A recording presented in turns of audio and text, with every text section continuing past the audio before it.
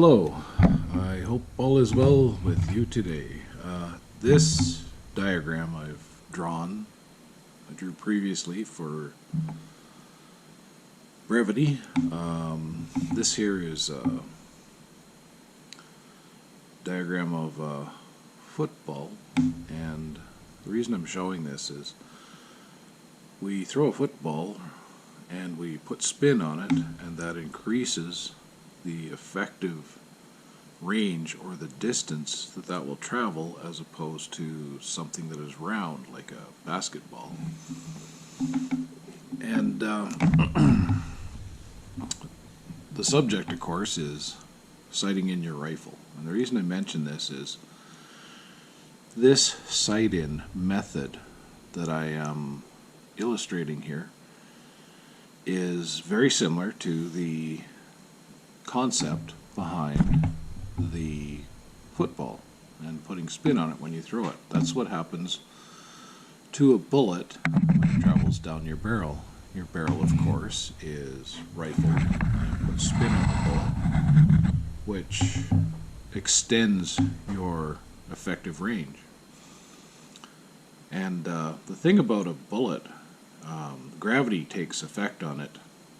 The instant it leaves your barrel, it's starting to drop. So what we do is we actually lob the bullet in an upwards trajectory, not as severe an angle as you would a football, but it's the same principle. So the top line here, I've drawn a little rifle, and you can see the scope on it there. Now this is your sight line, your line of sight.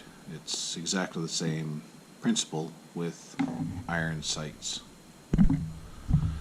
And this technique, or this way that I am suggesting of sighting in your rifle, works best with a duplex reticle, which is this, just your crosshairs, standard fare for old school scopes, if you will. So, what I recommend with your 22 rimfire rifle is sight in at 25 yards, and you want to be able to make a bullseye at 25 yards. And that will before your bullet hits the bullseye at 25 yards, it will be a little low. So anything closer, you just have to remember that your bullets are going to be a little low. Once it passes over that point, you may be an inch and a quarter high at about 45 yards. And then the bullet crosses over your line of sight at about 65 yards. That's with with a 40 grain bullet from a 22 rimfire. Now this depends, of course, on the kind of ammo you're using.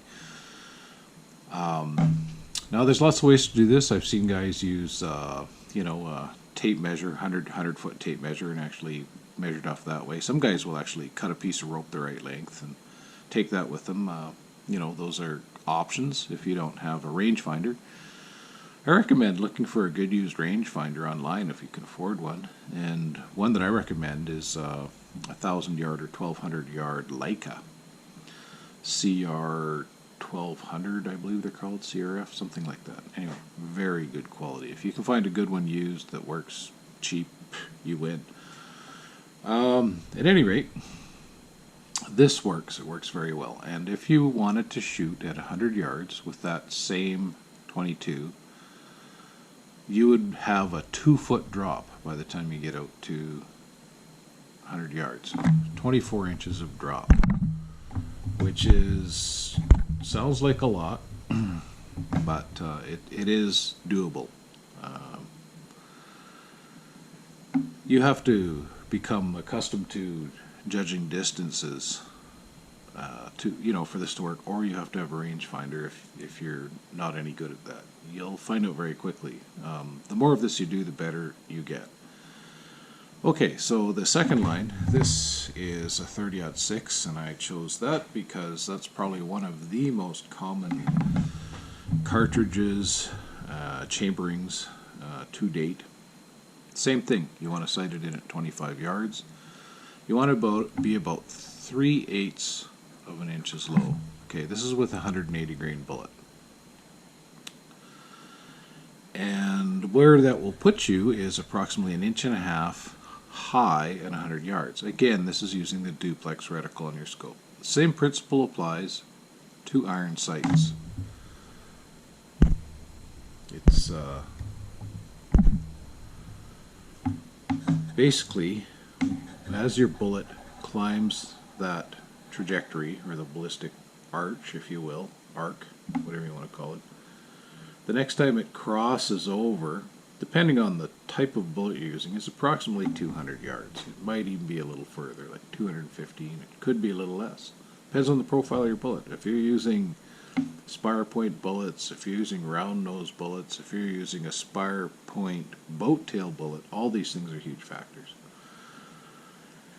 So you need to experiment with this. Now, out to 300, you're going to be 3 to 5 inches low at 300 yards, which is still very doable. 300 yards is a hell of a long ways.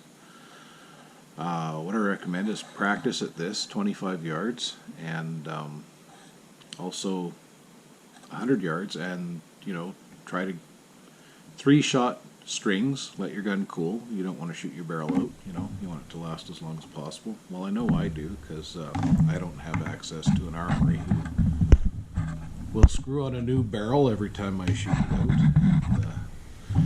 It can happen. High rates of stain fire is a death knell for a nice rifle, and it costs about $1,000 to rebarrel them these days, and it costs about $1,000 for a new rifle these days. So it's cheaper just to take care of the one you got, I think. Anyways, at the risk of making this video too long, I think I should stop pretty quick. I'd like to point out, though, the hash marks on this particular crosshair.